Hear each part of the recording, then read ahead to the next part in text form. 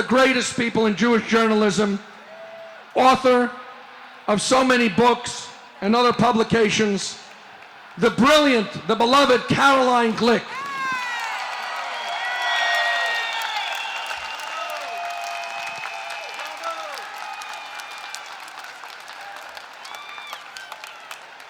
Hello, New York! I come to you from the eternal capital of the Jewish people. I come to you from Jerusalem. And I can tell you one thing for sure. We came home after 2,000 years of yearning, and we're not going anywhere.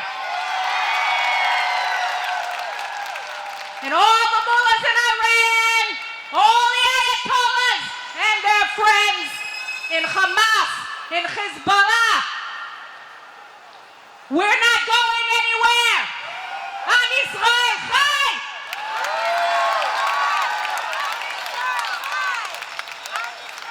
We know what it means to live in the shadow of death and emerge victorious time after time after time. And we shall do so again now. We've heard a lot about this agreement.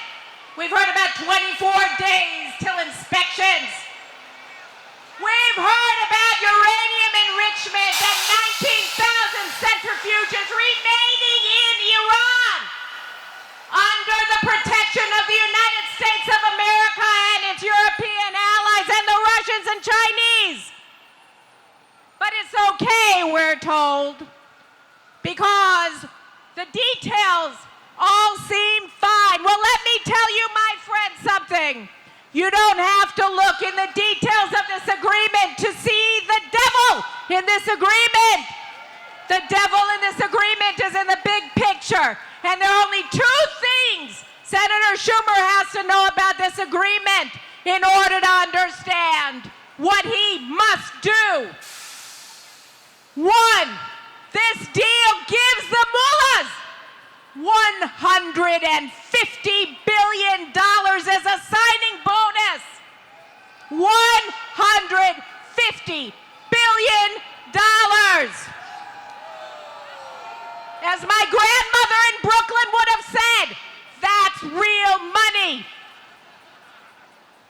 That's real money that you're putting into the hands of murderers, that you're putting into the hands of people who call every single day death to America and stomp on the flag of the United States.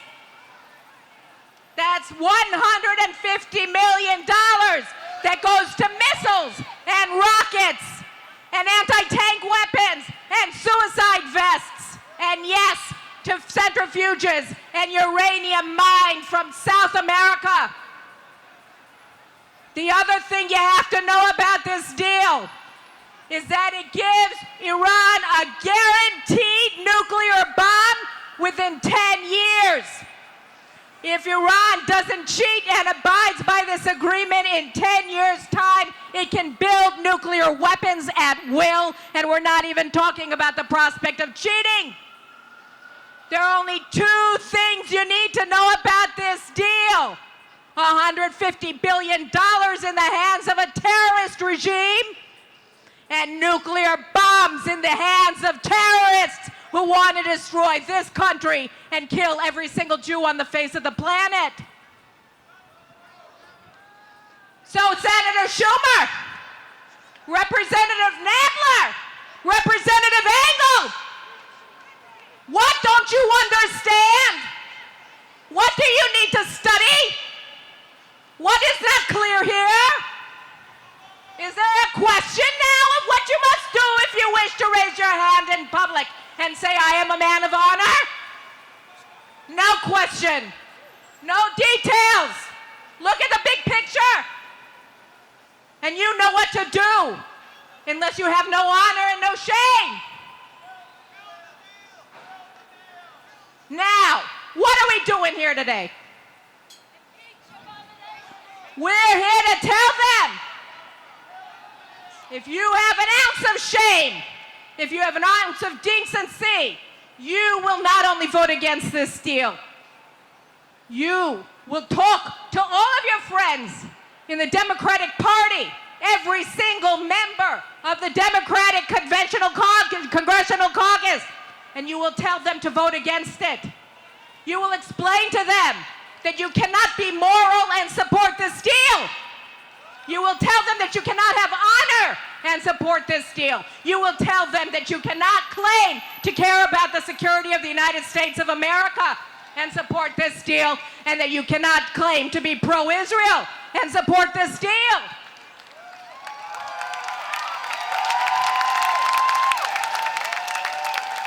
We are gathered here today for another reason. We're told by President Barack Obama that everybody supports this deal. Everybody supports this deal except for Israel. Well, let's tell him something else.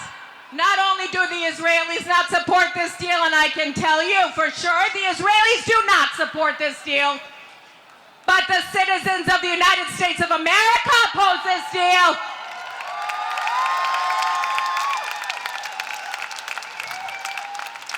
You can trample on the U.S. Constitution and try to make an end run around Congress, but you cannot make an end run around the American people.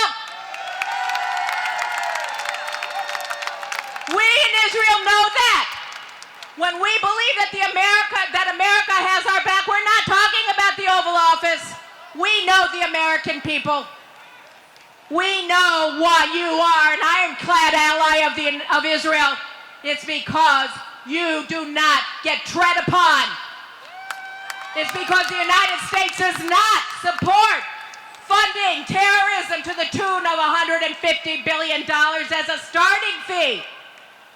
The United States of America fights and defeats terrorism. America stands for that. It stands for freedom. It stands opposed to people who commit genocide. It stands opposed to people who incite genocide, who incite for their children to take up arms or explode themselves in order to kill our children.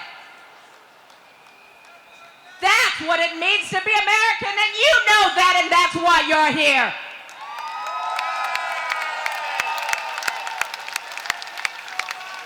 You're here to empower the elected officials of this great country to tell them, we have your back. You do the right thing. You do right by America, we'll do right by you.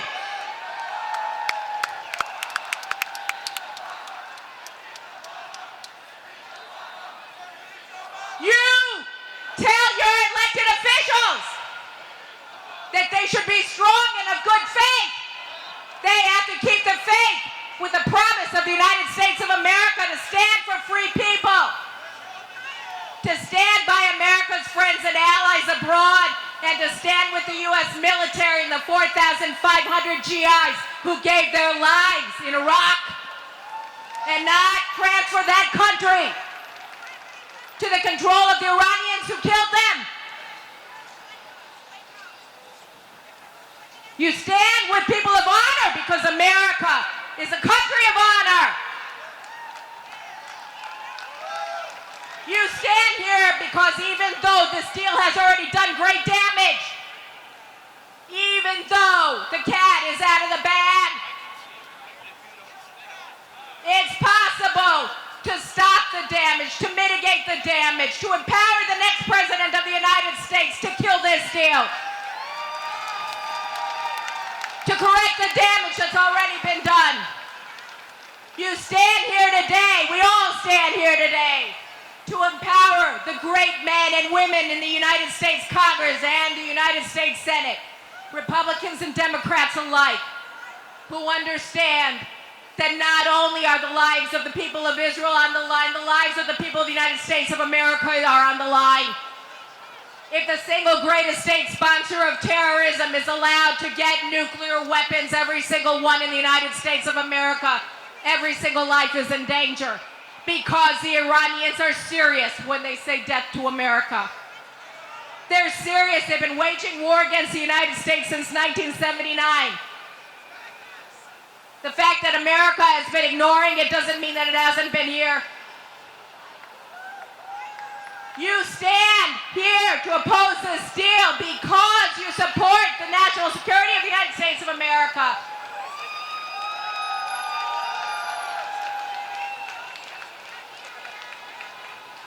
My friends, in Israel we are concerned. We are distressed by the content of this deal, but we know what the outcome of it will be. We know that regardless of the designs of the murderers in Tehran, they will not be successful. But we also know, in the way that every good American mother tells their children as they raise them, God helps those who help themselves. And we're here to make sure.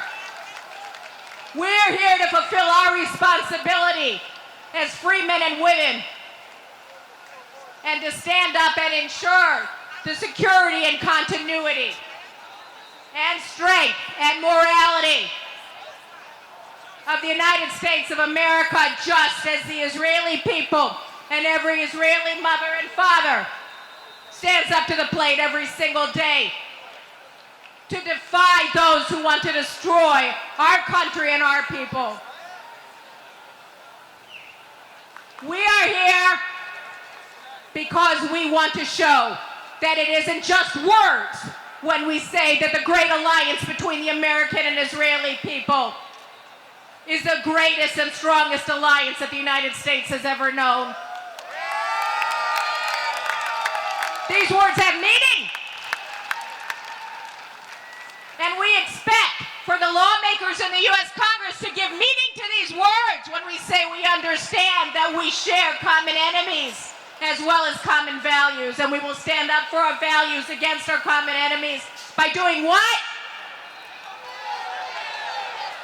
By killing this deal. By killing this deal. So I leave you the way that I came in, with the call to action.